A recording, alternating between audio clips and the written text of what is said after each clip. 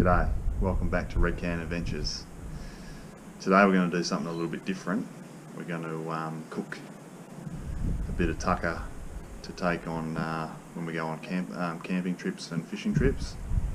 So I'm going to do a big goulash, traditional Hungarian pot. It's called the goulash. Normally cook it over an open fire. Today I'm going to try it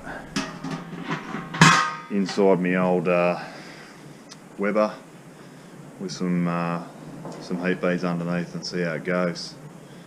But yeah, very simple to make. I'll take you through it step by step and make a heap of it and then vacuum pack it up into bags, and they're the perfect meal to take for a fishing trip night with all the boys. Alright, so we'll just get the heat beads heated up and start chopping up some veg, and we'll be into it. The first ingredient is onions. Like any good feed, everything starts with meat and onions. So I've got 5 onions here, a few cloves of garlic. I'm just sort of using up what's left in the pantry here. There's plenty of recipes you can find online to make goulash. It's actually a soup, but I'm going to make it a bit thicker today, so I want it a bit more like a stew. But yeah, rough cut your onions, because they're going to dissolve anyway over the length of the cooking. So, and yeah, I've got the meat in here. We're going to use some blade and skirt cuts of beef today. So usually cheaper cuts of beef are the best for this type of meal. So we'll chop these up and get in the pot.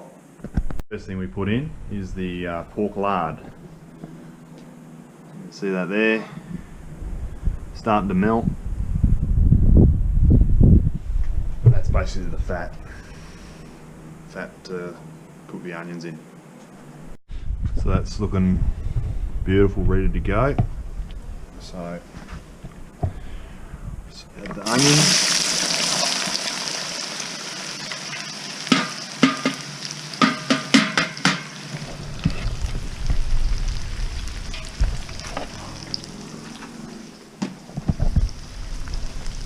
You only want to cook the onions so that they become translucent.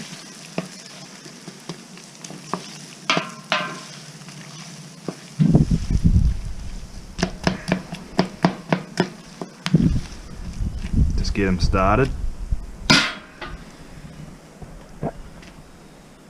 Because after that we add the paprika and the beef.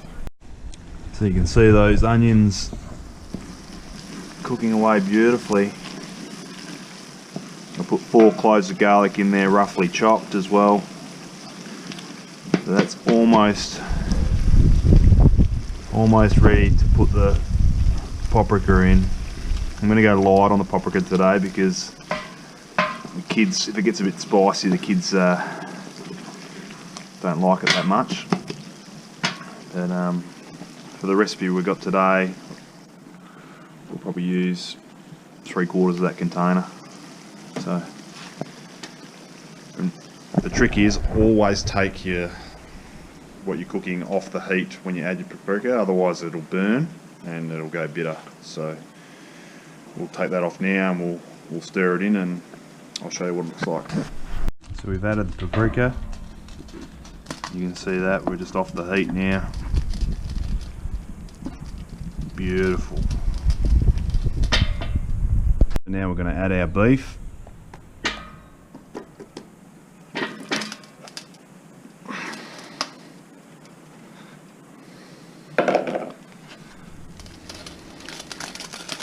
Mix it in a bit and then get it back on the heat.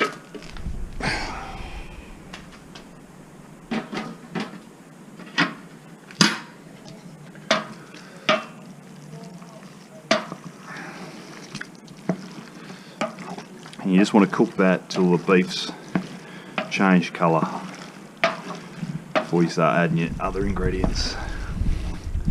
It's actually really healthy, this meal. It's got lots of veggies in it to come, and all natural ingredients. Okay, so this is looking really good now, and it smells amazing. So that beef's just turned colour a little bit, and the next thing to go in is your capsicum or your bell peppers. I've gone yellow and red, and there's a couple of small leftover green ones in the fridge. So they go in,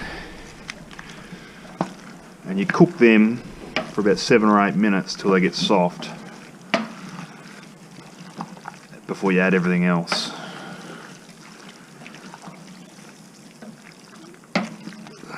That's the first bit of colour. So we'll just leave that cooking, and then we'll go cut up the rest of the ingredients. So that's been about 7 or 8 minutes with the capsicum in there, and it is smelling divine. And that meat's just starting to break apart a little bit. It's beautiful. So this recipe calls for tomatoes, so we'll put that in there. Calls for carrots, but I've got some leftover celery that was going soft in the fridge, so I've just added that in as well. You can absolutely put whatever you like in here, to be honest. Some people just put potatoes and carrots. I like this one because it's got plenty of veg in it, so the kids get their veggies. And today I'm going to put sweet potato in here, so just to mix it up a little bit different again. So we'll just leave that going like that while I go cut these sweet potatoes up. Adding the sweet potato, just roughly chopped. We mix that in, just let that cook for 10 to 12 minutes. So now that it's been cooking for a good 20 or 30 minutes now, we need to add the liquid. So like I said before, I want to make this more of a stew. So normally you add about 5 litres of bone broth or stock. I'm going to add about 3 right now. So first one going in.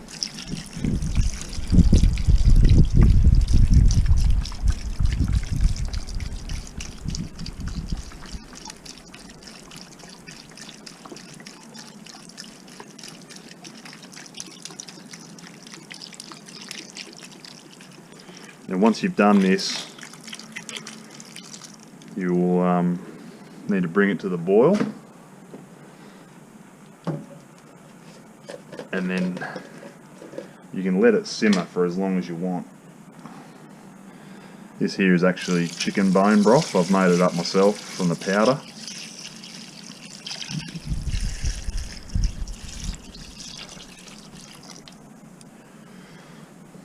It's 2 litres. Now a lot of that liquid will evaporate as you bring it to the boil, so it will thicken up, and as the vegetables break down, etc. So like I said before, this is actually a soup recipe, but when you're going to freeze it and use it at camping, etc., you probably don't want it that runny. So there we go.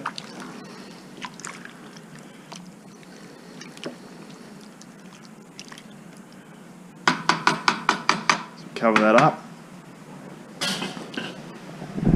and bring it to the boil, and probably simmer for an hour. So that's just simmering nicely now. It's been going for about half an hour, so I've got another half an hour to go at least, but we'll just keep it going. So that's been going for about 45 minutes now. We'll just keep going with that now, just juice it. Juice it right down.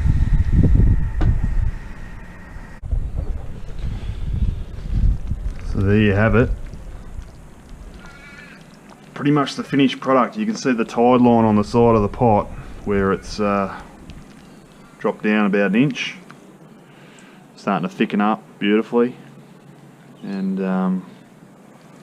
that is ready to eat right now. But I'll just keep it going there, let those coals die down, and it just gets better and better.